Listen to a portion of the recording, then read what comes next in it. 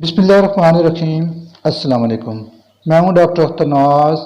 आज की नशिस्त में आपसे गुर्दों के अचानक फेल होने की वजूहात की मालूमात शेयर करूंगा।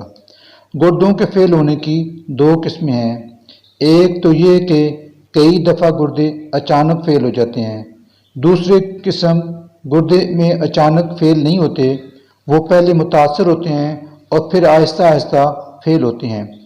अचानक फेल होने की वजूहात में बच्चों के साल और हैज़ा वगैरह शामिल हैं। जिस्म से इतना पानी निकल जाए कि गुर्दे खुश्क हो जाएं और वो अपना काम सर अंजाम ना दे सकें, तो ये गुर्दों का अचानक फेल हो जाना कहलाता है।